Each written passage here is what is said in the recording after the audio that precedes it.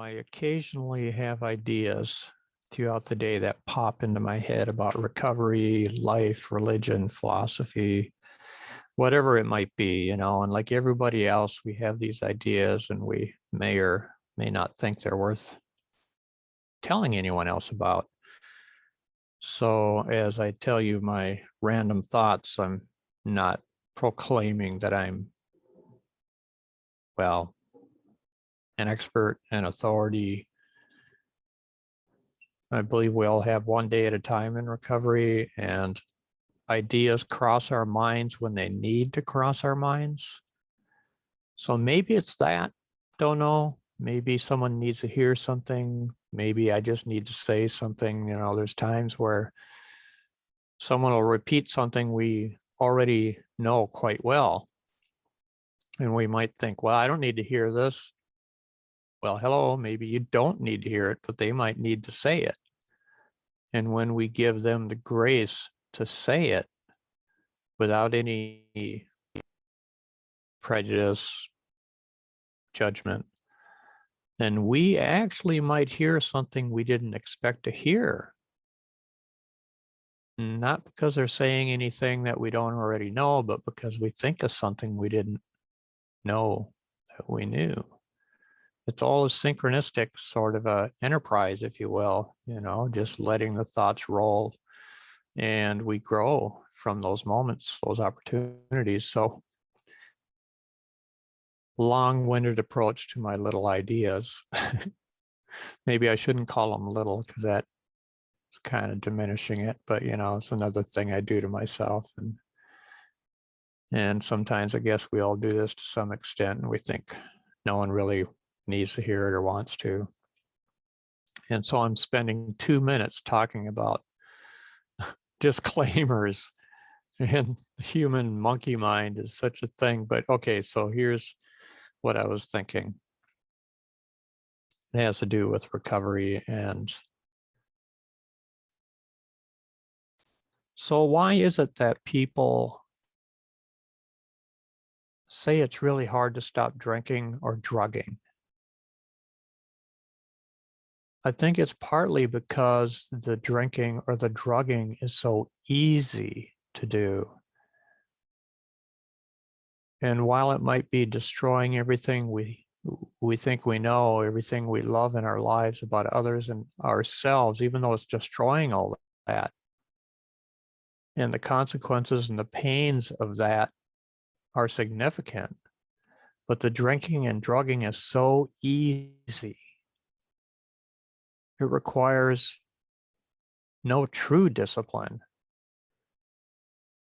to pour alcohol into our mouths and to swallow it, and to take a drug into our lungs or our veins or our stomachs and ingest them and absorb them. It takes a minimal amount of discipline or no discipline, even a mindlessness, to just do that. Nothing to it but to do it. But then try to quit. That's hard. And the reason it's hard might be a comparative thing. It's like you're just not used to doing something on your own discipline. But I'm thinking the only reason that we drink or drug is because we just want to be happy. We want to be normal, our true normal, the one that doesn't have to think, the one that doesn't have to work to be happy. Our organic selves.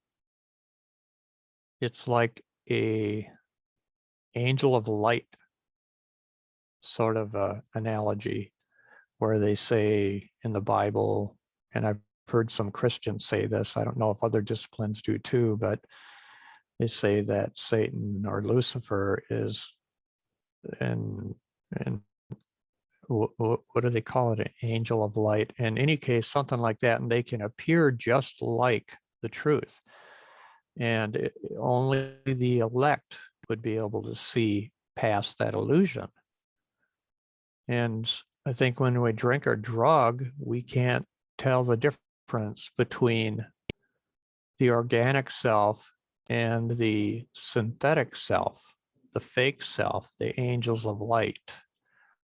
that appeared just like the chosen, just like the elect in every way, except for they're not. And it feels like we're on top of the world when we're drinking or drugging. I know when I drank and smoked weed, I would feel so good. And I thought, man, what could possibly beat this? And it took, I mean, I hope it doesn't take this long for other people, but it took over 15 years or so in sobriety before I started feeling so good that nothing compared to it. And I wasn't high, I wasn't drinking. I just felt so good, better than I ever felt smoking and drinking and drugging. And there's times I felt really good, but nothing compared. And I didn't need a drug. If I would have known that I didn't need a drug or a drink to do this, I'd have never used in the first place. I'd have never bothered, but you know, we have to find out what we find out in our own way. So maybe the discipline of stopping is because we're in the habit of not being ourselves and we've lost ourselves. And we have to remove those things that are not us. It's like we've built tentacles or roots into the illusion, and it's become part of us. So when we remove it, it's like ripping out a bad relationship. You might love the person, but you're addicted to them, and you're better off not having that addiction, you know. And I sometimes think the addiction to human beings is just as lethal as the addiction to a drug or a drink. People addiction. And part of that people addiction is the addiction to judgment. Why do we go there? Why do we think we know something and somebody else doesn't know anything? And then we feel really good when we hear the things that we want to hear from other people. And it validates our existence, our meaning, our worth, when in reality, our worth was already there in unconditional grace, which is what I think God, as I understand God, is about. Just completely loves us exactly as we are, with all of our defects of character, all of our human misgivings, our shortcomings. And, you know, it's really hard getting caught being human, right? For humans. But we're always human to God. And it's not like God has lowered God's standards to love us. It's just in God's nature to love. And you know what? I think it's in our nature to love too. But instead, we love the illusion. We love the fake us. The illusion that we build around drinking and drugging and codependent relationships and the like. So,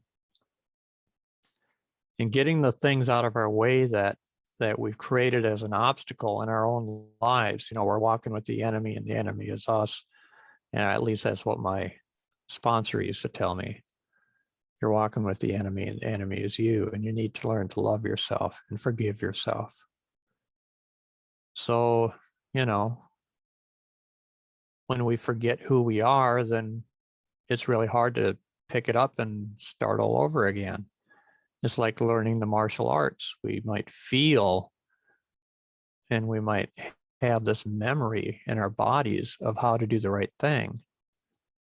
But when we quit doing it, being what we learn to be, then when we start all over again, we might have this feeling, but our bodies can't comply, or our mind can't comply because we've allowed ourselves to become undisciplined. So take what you like and leave the rest. Peace out. Love you guys. Bye.